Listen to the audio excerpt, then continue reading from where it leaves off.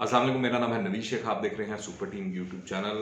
कुछ माह कबल मैंने एक वीडियो की थी जो चाणक्य के बारे में थी, और उसको मैंने जो मोदी है उसके क्या अज़ाइम है और वो किन तालीमात पर अमल पैरा है।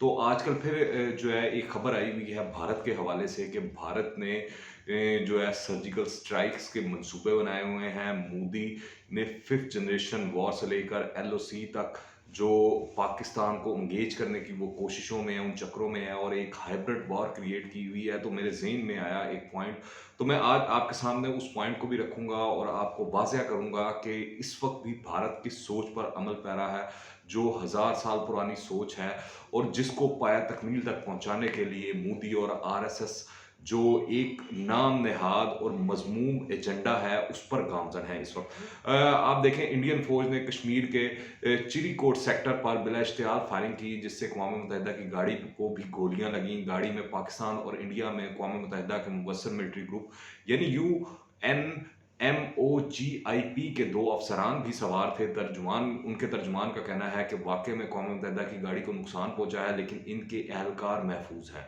तर्जुमान ने इंडिया पर जोर दिया है कि 2003 के जंग बंदी मुआहदे पर अमल करें और LOC वर्किंग बाउंड्री पर अमन को बरकरार रखें। तो ये तो अब वाज़िह हो चुका है कि जो जारियत पसंद है इस खित्ते के अंदर और LOC के ऊपर, वो भारत है। इस वाक़ये से पता लग चुका है कि भारतीय फ़ौज जो है वो बिला इश्तियाल आम लोगों पर, आम शहरियों पर, आम कश्मीरियों पर फायरिंग करती है। मकबूजा कश्मीर में वो जुल्म व ज़्यादती करती है कश्मीरियों पर, और दूसरी जानिब आज़ाद कश्मीर पर वो मज़लूम लोगों पर और निहत्ते लोगों पर फायरिंग कर कर उनको और उनकी इमलाक को नुकसान पहुँचाते हैं। और ये जो UN की गाड़ी पर हमले वाला वाक़या है, इससे भी वाज़िया तौर पर पता लग गया है कि भारत के क्या मकासद हैं और वो इस खित्ते में क्या चाहता है। इस हमले के बारे में ISPR का भी कहना था कि अक़वाम मुत्तहिदा की गाड़ी दूर से भी काबिल शनाख्त थी, क्योंकि इसकी साख्त और निशानात वाज़िह हैं। यानी उसकी वो जो गाड़ी है उनका एक स्पेसिफिक कलर है, UN उसके ऊपर ख़ुसूसी तौर पर बहुत वाज़िह और बड़ा लिखा होता है। साथ ही एक सफ़ेद रंग का झंडा भी उस गाड़ी के ऊपर होता है, जिससे बासानी उसको पहचाना जा सकता है कि ये UN की गाड़ी है, यूनाइटेड नेशंस की गाड़ी है, जिस पर कोई हमला नहीं करना चाहिए कवानीन और बैन अल-अक़वामी असूलों के मुताबिक। पाकिस्तान अक़वाम मुत्तहिदा के फ़ौजी मुबस्सिर मिशन के साथ इस वक्त मुकम्मल यकजहती करता है और अपने फ़राइज़ अंजाम देने पर इनके किरदार को खराज तहसीन भी पेश करता है। अब सूरत हाल ये है कि आज भी पाकिस्तान ने जो इंडियन हाई कमीशन के लोग थे पाकिस्तान के अंदर, उनको बुलाकर इसके ऊपर शदीद एहतजाज किया है, उनकी क्लास ली है, उनको बताया है कि आपने ये जो इक़दाम किया ये किसी सूरत काबिल कबूल नहीं है। और आलमी सतह पर भी भारत की इस हवाले से, इस हमले की वजह से सुख्ती हो रही है। लोग भारत को बुरा भला कह रहे हैं, और यूनाइटेड नेशंस तक जो भारतीय जारियत है उसकी बातचीत और उसकी गूंज जाना शुरू हो चुकी है। अब सूरत हाल ये है कि वज़ीर ख़ारिजा शाह महमूद कुरैशी जो UAE के दौरे पर थे, वहाँ पर उन्होंने बहुत ही अहम प्रेस कॉन्फ्रेंस की, और उन्होंने बता दिया है कि भारत पाकिस्तान के खिलाफ कभी भी सर्जिकल स्ट्राइक्स की कर सकता है, और वो इस मनसूबा बंदी में लगा हुआ है, जिसके बारे में पाकिस्तान को खुफिया ज़राए से मालूमात मिल चुकी हैं। इंडिया अपने दाखिली हालात और इंडिया के ज़ेर इंतज़ाम कश्मीर की सूरत हाल से तवज्जो हटाने के लिए ऐसा करने का इस वक्त मनसूबा तैयार कर रहा है। और UAE की दारुल खुलाफा अबू ज़बी में प्रेस कॉन्फ्रेंस करना भी बहुत ही मायने खेज इक़दाम था शाह महमूद कुरैशी की जानिब से, जो इस वक्त खित्ते की सूरत हाल बन रही है और जो अरब ममालिक के इज़राइल के हवाले से ताल्लुकात चल रहे हैं। अगर आप उस तनाज़ुर में देखें, और अभी रिसेंटली जो भारतीय आर्मी चीफ का दौरा सऊदी अरब और दौरा UAE है, उस तनाज़ुर में भी देखें तो ये काफ़ी इंतहाई अहम इक़दाम था शाह महमूद कुरैशी साहब का। और वहाँ पर बैठ कर, कहने का मतलब है कि गैर मुल्की सरज़मीन पर बैठ कर शाह महमूद कुरैशी का पाकिस्तान के मौक़िफ़ को उजागर करना और ये बताना कि भारत किसी भी वक़्त पाकिस्तान पर हमला कर सकता है, जिसका पाकिस्तान मुँह तोड़ जवाब देगा और भारत की शरारतों को किसी तौर पर कबूल नहीं किया जाएगा। तो ये एक वाज़िह पैगाम था जो देना बहुत ज़रूरी था। शाह महमूद कुरैशी ने अपनी प्रेस कॉन्फ्रेंस का मकसद पाकिस्तानी और आलमी बरादरी को ज़रूरी मालूमात से आगाह करना है, और उन्होंने इंडिया को मुखातिब करते हुए कहा कि अगर उन्होंने ऐसी कोई भी हरकत की तो पाकिस्तान इसका भरपूर और मुंह तोड़ जवाब देगा। पाकिस्तान ने दुनिया के अहम दारुल हुकूमतों को भी इस खदशे से बाखबर कर दिया है और इनसे वो मालूमात भी शेयर कर दी हैं ताकि इन्हें भी इंडियन मंसूबों का इल्म रहे। पाकिस्तान ने आलमी बरादरी को गुज़िश्ता माह भी डोज़ियर देकर आगाह किया था कि इंडिया पाकिस्तान में दहशतगर्दी की सरपरस्ती कर रहा है और हाल ही में सामने आने वाले ईयू डिसइन्फो लैब की रिपोर्ट का भी हवाला दिया जिसमें 15 साल से जारी एक डिसइन्फो ऑपरेशन के बारे में इंकशाफात थे। इंडिया को तंबीह देते हुए वज़ीर ख़ारजा ने कहा कि अगर इसने कोई गैर ज़िम्मेदाराना हरकत की तो अफ़गान अमल समेत खित्ते के अमन व इस्तेहकाम को शदीद ख़तरात लाहक होंगे। आपको याद होगा गुज़िश्ता कई दिनों से गुज़िश्ता कई कुछ अर्सा पहले इमरान खान साहब ने भी अफ़गानिस्तान का दौरा किया। अफ़गानिस्तान से भी हाई डिग्नेटरीज़ जो हैं वो पाकिस्तान आते रहे। अभी गुज़िश्ता दिनों पहले तालिबान के नुमाइंदे भी पाकिस्तान आए हुए थे और उनसे जो अफ़गानिस्तान में अमन मुज़ाकरात के हवाले से बातचीत है उसको सारी दुनिया जानती है कि पाकिस्तान ने शुरू करवाया है और पाकिस्तान ही उसको आगे लेके चल रहा है और वहाँ पर अमन का ख्वाहा है और वहाँ पर अमन ला रहा है और वहाँ पे अमन प्रोसेस में जो रखने डाल रहा है वो भी दुनिया जानती है कि वो भारत है। अब तो अफ़गानिस्तान के अंदर से इस हवाले से आवाज़ें आ रही हैं। पूरी दुनिया को लग पता गया है कि जो अफ़गानिस्तान के मसले के अंदर भारत ने गंद डाला है वो कितना को उसने ख़राब किरदार अदा किया है।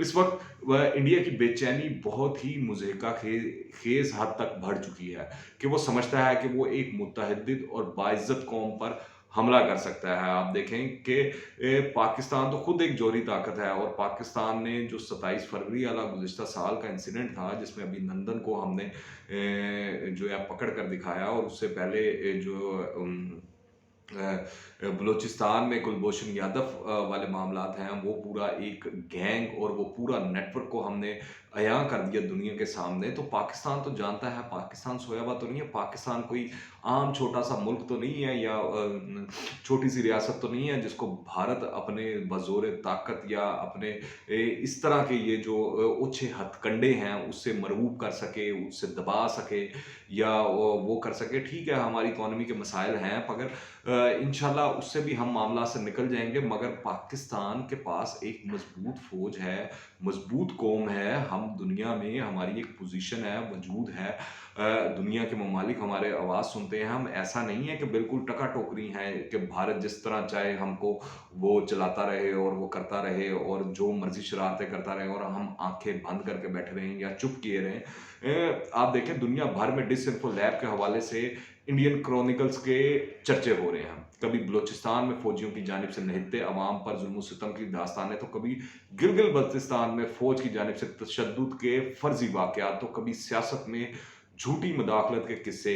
ये कोई इत्तफाकिया वाक़यात नहीं है जिसे आज मुबस्सिरीन फिफ्थ जनरेशन वॉरफेयर और हाइब्रिड वॉरफेयर का नाम दे रहे हैं। दरअसल नरेंद्र मोदी, अजीत डोवल, अमित शाह अपनी इस्लाम और पाकिस्तान दुश्मनी में पेश हैं। वो इसलिए इसको हवा दे रहे हैं, इसको बढ़ा रहे हैं और बाकायदा साजिश कर रहे हैं पाकिस्तान के खिलाफ और एक डिसइंफॉर्मेशन का नेटवर्क चला रहे हैं जिसको नरेंद्र मोदी खुद हेड करता है, खुद देखता है। इन इंतहा पसंद भारतीय सूरमाओं ने मैं अब आपको बताता हूँ कि बेसिकली इन्होंने कहाँ से नतीजा अखज़ किया है और कहाँ से कि वो मामलात लेके चल रहे हैं। दरअसल इन इंतहापसंद भारतीय सूरमाओं ने 2500 बरस कबल इख्तियार की जाने वाली हिकमत अमली, टेक्नीक और ऑपरेशनल तरीकों को जदीद सोशल मीडिया के प्लेटफॉर्म को इस्तेमाल करके मक्कारी, चालाकी और धोखाधड़ी के नए झंडे गाड़ दिए हैं। कदीम भारतीय तारीख का मुताला करें तो पता चलता है कि जो चालें और तरीके इस दौर में इस्तेमाल होते थे वो आज भी इन पर ही कारबंद हैं। और मोदी तो इस पे बहुत सख्त बिलीव करता है और आरएसएस की जो बेसिकली नज़रियात हैं और जो वजूद है वो बेस इस पे करता है और ये जो हैं इन चीज़ों के इस्तेमाल से अपने एजेंट और चेलों के ज़रिए खातिर ख्वाह नतीजा निकालने की कोशिश करते हैं और ये भारत का शुरू से शेवा रहा है। अगर आप देखें जो फॉल ऑफ ढाका हुआ था उसके अंदर भी भारत की यही रेशा दवानियाँ, साजिशें, धोखाधड़ी और झूठ और फरेब और इसका सारा खेल था। आप देखें वारना के स्पासों से लेकर चाणक्य के बदनामे ज़माना अर्थशास्त्र जो फ़न चालाकी और अय्यारी का हतमी मज़र है, इस पर अमल पैरा है। और चाणक्य और मोदी पर इससे पहले मैं आपको जो वीडियो के शुरू में बता चुका हूँ कि मैं एक तफ़सीली वीडियो कर चुका हूँ। आप मेरी पुरानी वीडियोज़ में जाकर उसको देख सकते हैं कि कैसे मोदी जो चाणक्य की तालीमात है, उस पर अमल कर रहा है और उस पर अमल पैरा है और वही तमाम साज़िशें जितने भी खित्ते के ममालिक हैं, उनके खिलाफ रच रहा है और अपने आप को एक बड़ा या सुपर पावर जो खित्ते की है, उसको मनवाने के डर पर है या कोशिशों पर है। अगर देखा जाए तो यही चैलेंज जदीद इस्लाम में फिफ्थ जनरेशन जंग का भी वतीरा है। मुनाफ़िक़त, धोखाधही, साजिश इसके हथियार हैं। दरअसल चाणक्य की डिसइन्फॉर्मेशन और तनाज़ात खड़े करने की मुहिम जोई में रायामा को अपने हक में डालना कदीम भारत में इतना ही अहम था जितना कि आज है। इसी वजह से फिफ्थ जनरेशन जंग दुश्मन और इसके हलीफों के दरमियान अदम एतमाद पैदा करना, अपनी क़यादत को शक की निगाह से देखना और अपनी दिफाई सलाहियतों और अज़्म इस्तकामत पर से एतमाद उठना शामिल है। आप देखें आज भारत वही कोशिशें कर रहा है जो मैं आपको बता रहा हूँ कि वो पाकिस्तान में यही हालात पैदा करना चाहता है, यही सूरत हाल पैदा करना चाहता है कि रियासत और अवाम आमने सामने आ जाए, रियासती इदारे और अवाम आमने सामने आ जाए। इसके अलावा आप देखें जो वो नज़रिया है और जो सोच है चाणक्य वाली और जो इस वक्त जिसके ऊपर अमल दरामद कर रहा है मोदी और उसके जो साथ ही लोग हैं जैसे अजीत डोवल है या अमित शाह वगैरह या आरएसएस है। इसके अलावा उनका है कि वो दुश्मन मुल्क में इक्तसादी बहरान खड़ा करना, अशिया ज़रूरत की किल्लत अपने एजेंटों के ज़रिए पैदा करना और जंग जीतने से कबल दुश्मन की सफ़ों में बेजारी, इज़्तिराब और बेचैनी पैदा करना शामिल है ताकि जंग से कबल ही दुश्मन शिकस्त कबूल कर ले। तो आज भारत यही करने की कोशिश कर रहा है, मगर मैं आपको बता दूँ हमारी आँखें खुली हैं, हमारी आवाम की आँखें खुली हैं, हमारे इदारों की आँखें खुली हैं, हमारे सियासतदानों की भी आँखें खुली हैं। वो भारत की तमाम साज़िशों, चालों और हथकंडों को जानते हैं और मोदी को तो पूरी दुनिया क्या पाकिस्तानी जितना अच्छा जानते हैं शायद ही कोई जानता हो। और मोदी कभी भी इस हवाले से हमें धोखा नहीं दे सकता, हमें वो गुमराह नहीं कर सकता क्योंकि उसकी असलियत सबको पता लग चुकी है, लोगों को मालूम हो चुका है कि वो उस किस ख़मीर का बना हुआ है और उसकी असल सोच क्या है और उसका एजेंडा क्या है इस खित्ते में और वो करना क्या चाहता है। अब अगर आप गौर करें तो भारत मुसलसल कई दहाइयों से इस किस्म के ड्रामे रचा रहा है जिसमें यूरोप और अमेरिका के मुख्तलिफ शहरों में कभी बलूचिस्तान के मौजू पर तो कभी गिलगित बल्तिस्तान में आज़ाद जम्मू कश्मीर में नाम नहाज जुल्म सितम अलहदगी पसंद तहरीकों के फर्जी नुमाइंदों को पेश किया जाता है और पाकिस्तानी निजाद या ऐसे ज़मीर फरोश पाकिस्तानी सहाफ़ियों या दानिशवरों को भी दावत दी जाती है कि वो शिरकत करें और आकर बताएं कि रियासत उनके साथ क्या कर रही है, क्या हो रहा है, क्या नहीं हो रहा। तो ये सूरत हाल है। बेसिकली मोदी पैसे के ज़रिए, पावर के ज़रिए और अपनी साजिशों के ज़रिए, अपने धोखाधड़ी के ज़रिए और अपनी चालों के ज़रिए पाकिस्तान और पाकिस्तानियों को गुमराह करना चाहता है। उसने जो शाह महमूद कुरैशी साहब ने कहा कि भारत किसी भी वक़्त पाकिस्तान पर सर्जिकल स्ट्राइक कर सकता है, तो मेरे ख़्याल में भारत ने गुज़िश्ता कई सालों से पाकिस्तान पर ये जंग मुसल्लत की हुई है। उसको आप चाहे फिफ्थ जनरेशन वॉर का नाम दें या अगर आप एलओसी पर देखें या आप डेविड लाइन के साथ अफ़गानिस्तान वाले हवाले से मामला देखें, आप यहाँ देखें इवन देन के बिज़नेस के अंदर, इकॉनमी के अंदर भारत हमारे सामने खड़ा हुआ है हर फोरम पर, हर जगह पर, हर प्लेटफ़ॉर्म पर पाकिस्तान की मुखालफत कर रहा है। एफएटीएफ से लेकर आप यूनाइटेड नेशंस चले जाएँ, आप जहाँ देखेंगे आपको भारत नज़र आएगा, आपके सामने खड़ा हुआ और आपकी मुखालफत करता हुआ, आपके खिलाफ साजिशें रचता हुआ, आपके खिलाफ जंग करता हुआ। तो भारत ने तमाम फोरम्स पर पाकिस्तान को कमज़ोर करने की कोशिश की है, पर अल्लाह का लाख लाख शुक्र है क्योंकि ये पाक नाम पर मुल्क बना है।